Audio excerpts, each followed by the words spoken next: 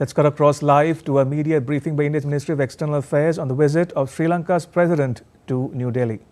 Puneet Agarwal, Additional Secretary, who looks after Indian Ocean region in the Ministry of External Affairs. With that, I invite Foreign Secretary, sir, to give his opening remarks. Sir, over to you. Thank you, Randeep. Good evening to all of you.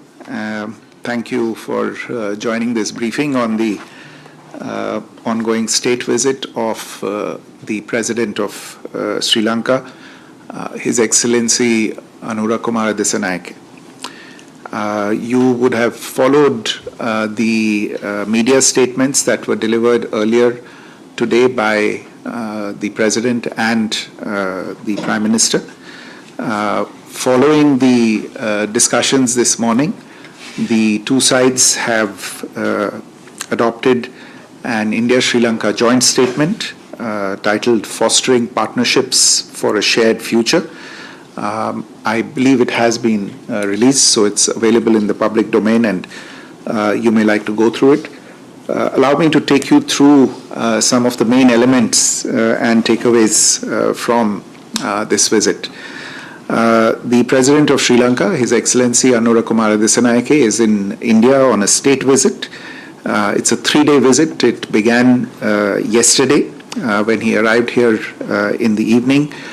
He's accompanied by Foreign Minister Vijitha Herath and the Deputy Minister for Economic Development, Anil Jayantha Fernando. Yesterday on arrival, shortly after he arrived in New Delhi, the External Affairs Minister, Dr. S. Jaishankar, called on the President. Subsequently, the National Security Advisor, Shri Ajit Doval, and Finance Minister, Srimati Nirmala Sitharaman, also called on the President. This morning, the official engagements began with a ceremonial welcome in the forecourt of Rashtrapati Bhavan by the Honorable President and the Prime Minister. Subsequently, the President went to Rajghat to pay homage to Mahatma Gandhi, and this was followed by the talks in Hyderabad House between the President and Prime Minister. There were a session of restricted talks and then delegation level talks. The Prime Minister also hosted a banquet lunch in honor of the President. Just a short while ago, the Vice President called on the President, and as we speak, there is a business meeting going on. The President Dissanayake is interacting with Indian CEOs in the sectors of IT, startup ecosystem, renewable energy, agriculture, textiles, etc. This evening, the President Dissanayake will meet with Honorable President at Rashtrapati Bhavan, and the Honorable President will also host a banquet dinner in honor of the President. Tomorrow, President Dissanayake is going on a brief visit to Bodh Gaya, and he will return to Sri Lanka later in the evening tomorrow. You would be aware that this is President Dissanayake's first bilateral visit in this capacity after assuming the presidency. And the fact that he has chosen India to be his first foreign destination after assuming office as president in itself demonstrates the importance that Sri Lanka attaches to the bilateral relationship with India. As you all know, Sri Lanka is also India's closest maritime neighbor and has been an integral part of India's neighborhood first policy and India's vision sagar. The two countries are civilizational partners with a unique friendship, and India has time and again demonstrated that it is a dependable partner and a reliable friend for Sri Lanka. Whether it is disasters, mishaps at sea, the COVID pandemic, or indeed the very serious economic crisis that confronted Sri Lanka just a couple of years ago, India has been present in the role of a first responder. Our support has been timely, swift, and most importantly, unconditional, underlining our position as a responsible and friendly neighbor of Sri Lanka.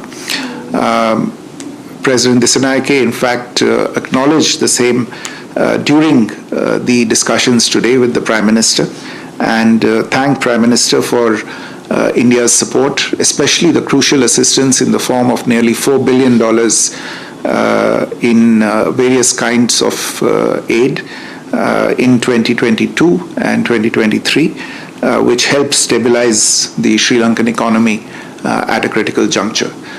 India remains involved in this financial stabilization effort for Sri Lanka through its engagement with the IMF, which is undertaking a program for Sri Lanka following the debt restructuring that has been agreed.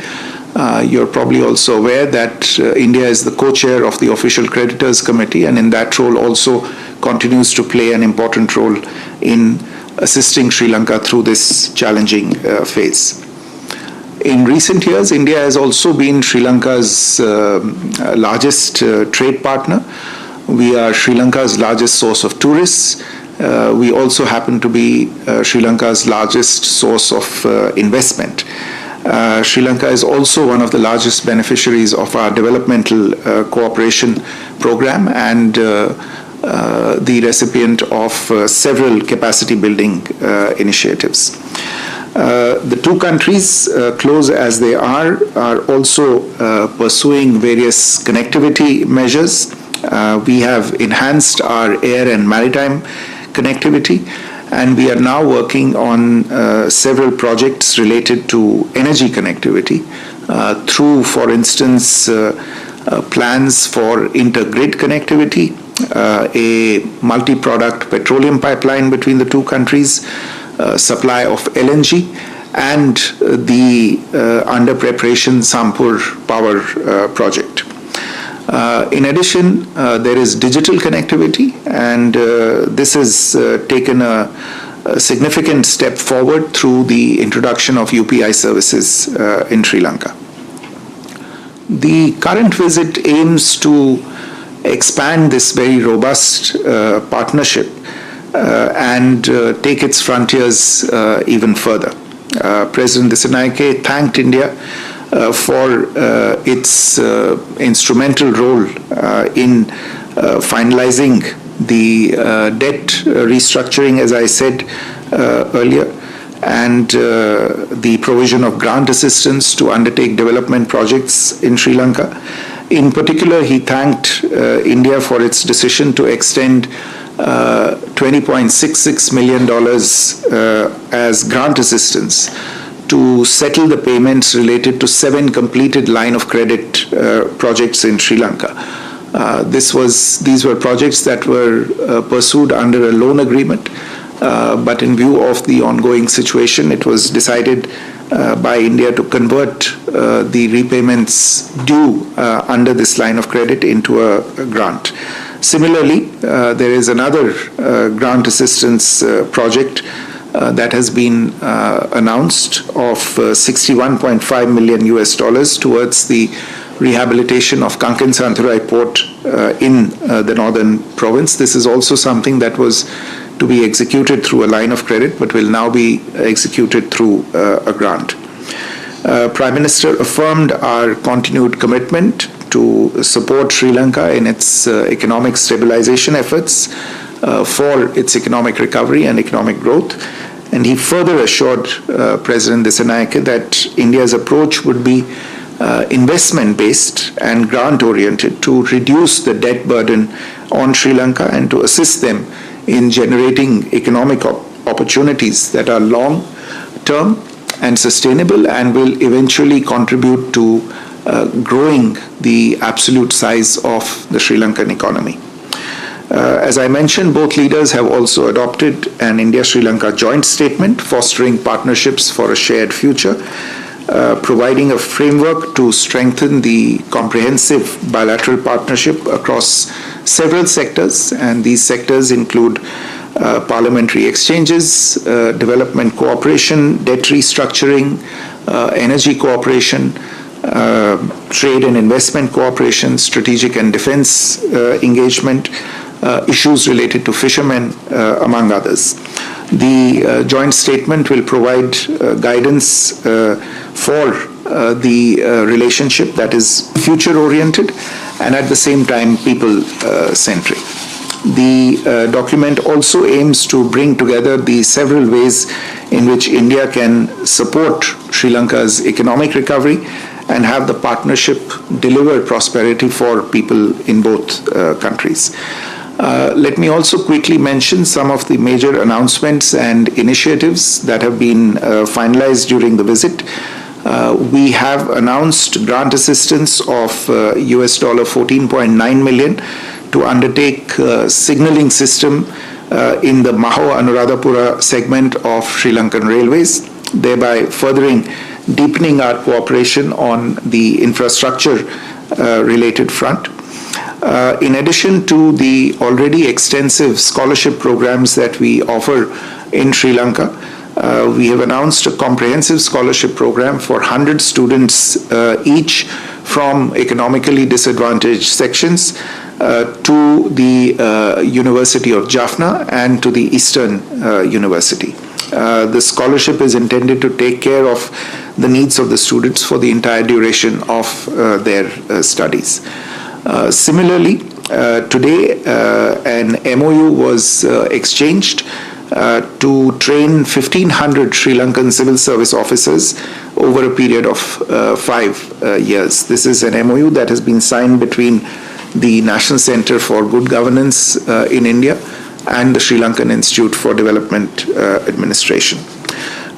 In line with the Sri Lankan government's emphasis on transforming governance through digitization, something that President Dissanayake expressed very keen interest in, and something that he's committed to, in a sense, taking forward in Sri Lanka, learning from India's own achievements and experiences in this regard. Both leaders agreed to expedite the implementation of the India-funded grant project of Sri Lanka Unique Digital Identity that will support Sri Lanka in setting up its own foundational digital ID program and platform, much like India's Aadhaar. I mentioned earlier that we have already launched UPI in Sri Lanka for the use of Indian tourists since February 2024, and it was recognized on both sides that this would also provide a major fillip to increasing tourism from India in Sri Lanka. Today, another MOU that was exchanged was on a protocol to amend the double taxation avoidance agreement in order to bring the DTA in line with international standards on prevention of tax treaty abuse. You are aware that the issue of fishermen is a particularly important one for both countries. The leaders had extensive discussions on this issue and agreed that issues related to fishermen must be dealt with through a humane and humanitarian perspective. These are issues related to livelihood, and it was agreed that the use of force must be avoided under all circumstances. The two leaders also had a detailed conversation on promoting reconciliation in Sri Lanka. Prime Minister urged President Dissanayake for a full and effective implementation of the Sri Lankan Constitution, for meaningful devolution, and for holding provincial council elections at the earliest. The engagements and the conversations today between the leaders have further deepened mutual understanding of each other's interests, sensitivities, and concerns, adding to the mutual trust and goodwill at the political level. I would say that the engagement and the outcomes during this visit have provided new momentum to our ongoing cooperation And in the coming months and years, we look forward to practically translating these into concrete actions for the benefit of the relationship. Let me also add that President Dissanayake, while expressing his gratitude for the warm welcome and the hospitality that he had received here, extended an invitation to Prime Minister to visit Sri Lanka. The Prime Minister accepted the invitation. It is understood that the dates for such a visit will be worked out through diplomatic channels. Let me stop there, and I'll try and answer any questions that you might have. Thank you. Can we go here? Rishabh? Good evening, Foreign Secretary. Rishabh from Times Now. Sir, were there any discussions where Sri Lanka asked India to help them restructure the debt they are already in from international bodies or other third parties? Has there been any discussion where India can play a role in helping Sri Lanka to restructure, get the loans restructured? Keshav? Thank you. Good evening, Foreign Secretary. This is Keshav Padmanabhan from the Print. I just wanted to follow up whether there was any discussions on berthing of research vessels at Sri Lankan ports, and whether the Sri Lankan government has extended its moratorium that it had for 2024 by another year. Has there any sense of this? Thank you. Sahil? Sir, I'm Sahil from ENI. Was there any discussion of the regional and the international issues? Okay. Siddhant? So my first question is, were there any conversations on the Ramayana Trail and the land bridge? My second question is, were there any conversation on the Adani investments in the western terminal of the Colombo port, given that there have been certain controversy when it comes to the Adani's investments?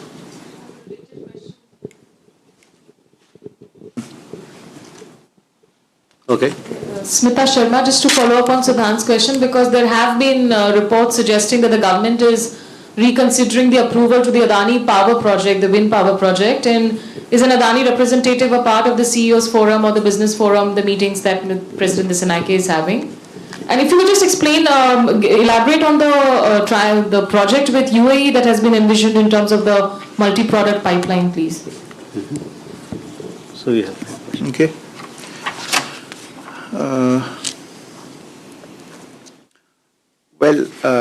With regard to this question about help for restructuring, as you are aware, India is the co-chair of the Official Creditors Committee and has been playing an important role in ensuring that the arrangements that are arrived at for restructuring the debt are equitable arrangements that meet the needs of all parties concerned. In fact, the Sri Lankan President thanked India for the help that we have already extended. As you are aware, there are negotiations that are currently going on between Sri Lanka and the international sovereign bond holders, who actually hold a considerable portion of the Sri Lankan debt, and there too India is playing a constructive role, a role that the Sri Lankan government has appreciated. We expect that we will remain in close touch with Sri Lanka on these issues. The IMF program is underway. We, as the Prime Minister said on several occasions to President Dissanayake today, India is interested in seeing Sri Lanka succeed. A very important part of that success is going to be for Sri Lanka to come out of this current phase where it is addressing these debt-related issues and to get into the territory of significant economic growth. We will remain engaged with Sri Lanka on these issues. With regard to the issue related to the berthing of research vessels, etc. Our understanding is that the Sri Lankan government is looking at this issue. There are a number of considerations that they need to take into account.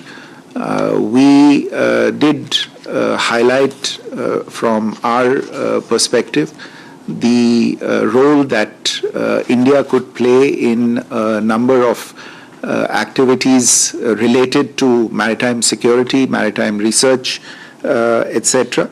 And as I mentioned in my earlier remarks as well, we pointed to the importance and the sensitivity of our security interests in this area. And President Dissanayake was very upfront in saying that he would ensure that nothing was done by using Sri Lankan territory that might impact India's security.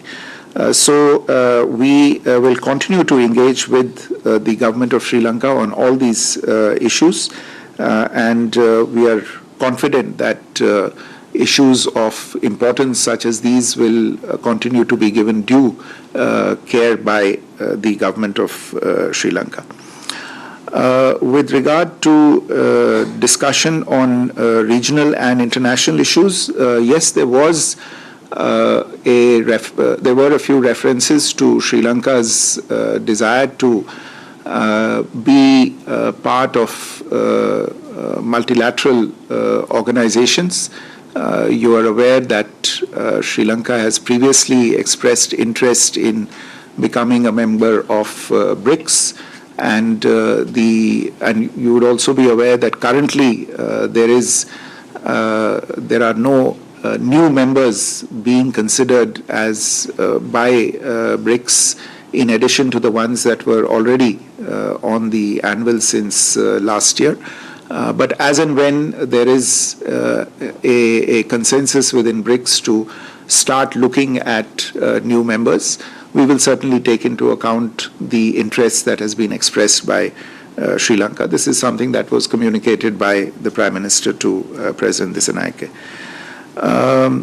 With regard to Siddhant, your question on the Ramayana, yes, it did definitely come up in the context of not just the civilizational relationship between the two countries, but also in terms of the tourism potential that exists, and this is something that is a big draw for Indian tourists, and therefore there was a discussion on how we could promote the Ramayana trail in Sri Lanka and the Buddhism trail in India in order to mutually grow tourism in both directions.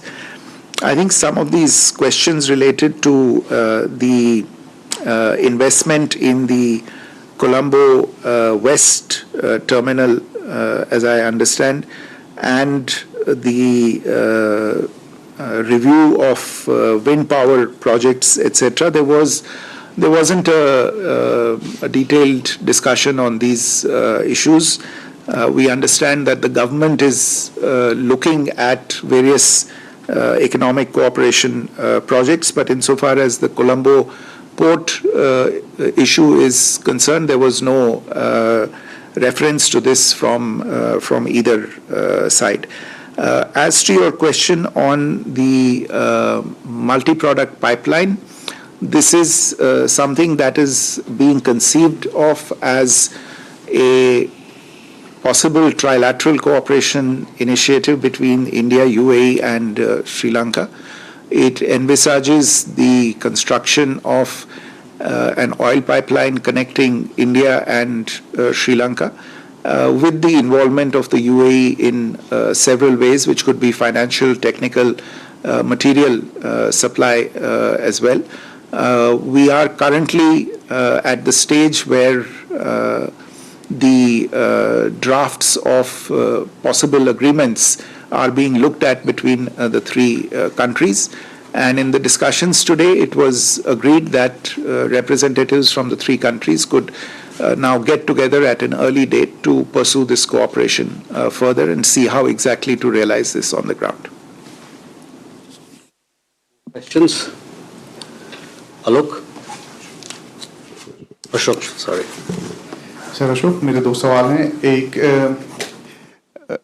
President के statement में ये कहा गया है कि प्रधानमंत्री को invite कर रहे हैं. क्या किसी खास डेट या फिर ओकेजन के लिए इनविटेशन है, और क्या टूरिस्ट संबंधित और वीजा नियमों को लेकर किसी तरीके के कोई बदलाव की बात हुई है?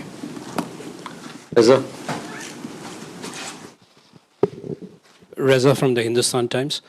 Foreign Secretary, I was wondering if we could just get a sense of the Sri Lankan side's response to our raising the issue of Tamils and the holding of provincial council elections and ensuring the rights of the Tamil minority. Rish. Sir, मैं सचिन बुधौलिया हूँ Uni से. मेरा सवाल ये है कि जब president का स्टेटमेंट हो रहा था तो उन्होंने जो फिशर वाला इशू है उस पर कुछ उन्होंने सजेशन दिया था कि कुछ बोट को और कुछ उस तरह का प्रयोग नहीं होना चाहिए. तो वो एक्चुअली क्या था और उस पर भारत का पक्ष क्या था? Swazini. Foreign Secretary, this is Hasani Haider from The Hindu. You spoke about the discussions over BRICS, and Mr. Dissanayake has said it in his own statement as well. I wanted to ask if India has discussed Sri Lanka's application to join the RCEP trading bloc. That application was put in earlier this year. How does India feel about Sri Lanka joining a regional trading bloc that India itself walked out of? Just a follow-up, you spoke about the importance of Mr. Dissanayake making India a priority by visiting India on his first trip, bilateral trip abroad. Does that mean that other leaders, particularly from Nepal and Maldives, who in the last year have not made India a first priority, is something India is concerned about?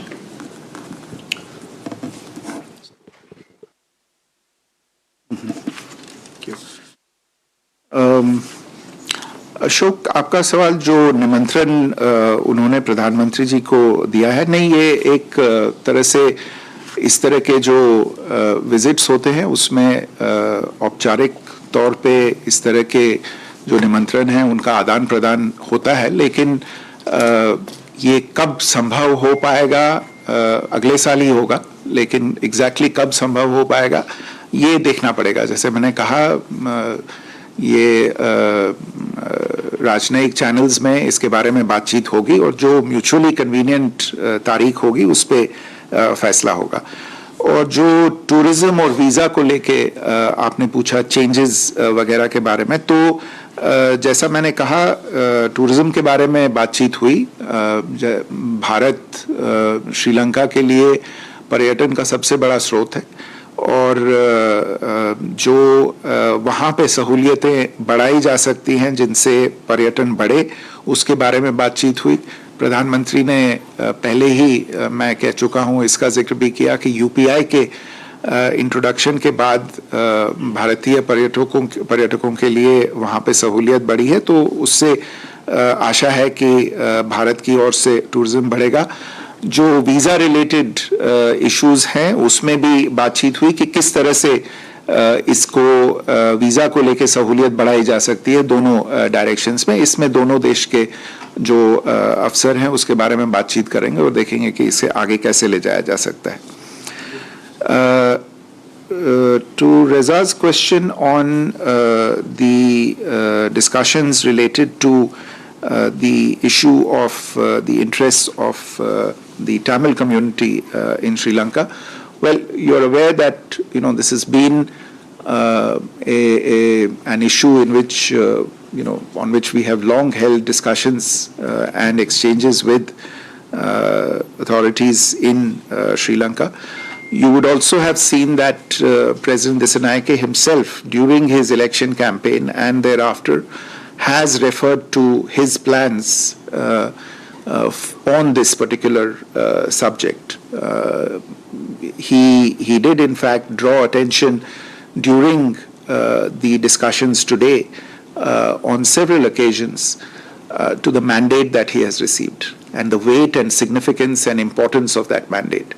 I think you understand that he is essentially referring to the extent of that mandate, both the numerical weight of that mandate as well as the spatial distribution of that mandate, that he has received support from all corners of the country.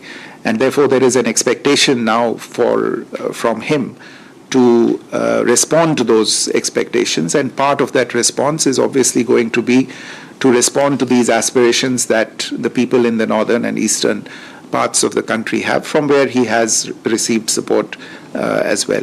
So I think we welcome the fact that he has referred to issues related to provincial councils, the elections for provincial councils, etc.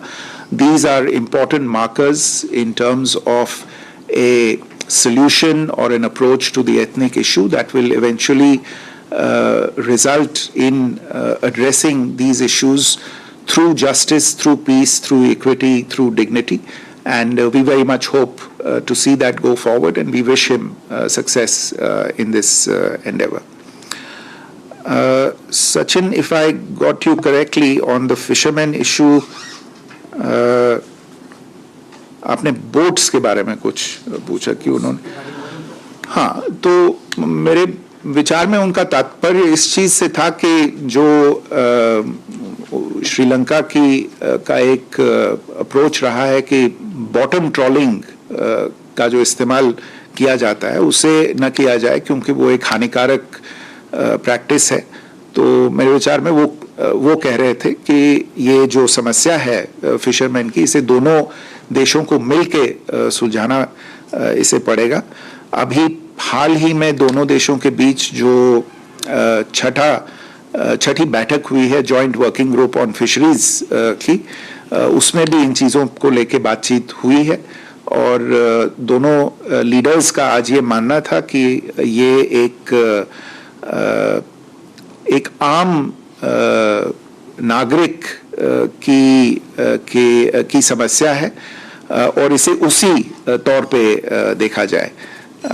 दोनों leaders ने ये बात मानी कि वो दोनों, उनका जो अपना बैकग्राउंड है वो एक ऐसा बैकग्राउंड है जो इन चीज़ों को और इन समस्याओं को अच्छी तरह से समझ सकता है, और इसी वजह से इन चीज़ों को, इन समस्याओं का हल निकालने में ये अप्रोच लिया जा सकता है कि एक ह्यूमैनिटेरियन अप्रोच हो, एक लाइवलीहुड बेस्ड अप्रोच हो. तो दोनों देश मिलके इस पे और आगे डिस्कशंस को और आगे चलाएंगे इसका हल निकालने के लिए. Suhasini, on BRICS I have already mentioned that what the stance is insofar as India is concerned. Insofar as RCEP is concerned, I must admit I haven't seen any report related to Sri Lanka intending to join RCEP, but our stance on RCEP is well known. I don't have to repeat it here. Any trading bloc comes with its own features in multiple areas, not least in the area of rules of origin. We already have a free trade area with Sri Lanka, and we will have to then see what the impact on that particular free trade area will be. So at this point, I'll limit myself to saying that. Insofar as this thing of the Sri Lankan president coming here and thereby demonstrating the value that he attaches to the relationship, I don't think you can draw an equivalence between the decisions that one country takes and another country takes in the region. Very often visits such as these are dependent on a number of issues, mutual convenience, the particular context in which the visit can take place. I don't think we would want to go in that direction of making a comparative analysis of how much priority each country attaches to relationships with India purely by the order in which they visit in the neighborhood. I think these are all three of these are very, very important relationships. They stand on their own, and we have very, very intense engagements with all of these three countries. Thank you. With that, ladies and gentlemen, we come to the closure of this press engagement. Thank you very much for your presence.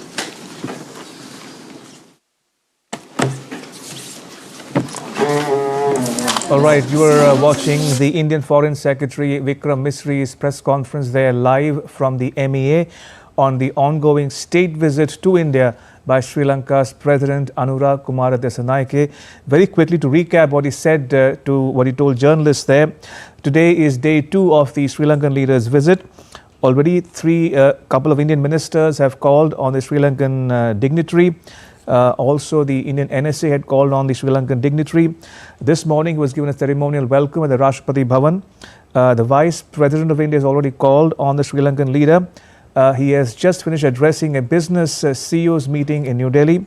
And later in the day, the President of India, Draupadi Murmu, will host a banquet in honor of the Sri Lankan leader. And tomorrow, Tuesday, he will travel to Bodh Gaya, the place where Gautam Buddha, Lord Buddha, attained enlightenment, for a private visit. And also both leaders discussed about trade and investment, people-to-people ties, cultural connect, as well as defense and security, energy security, maritime security, as well as development partnership.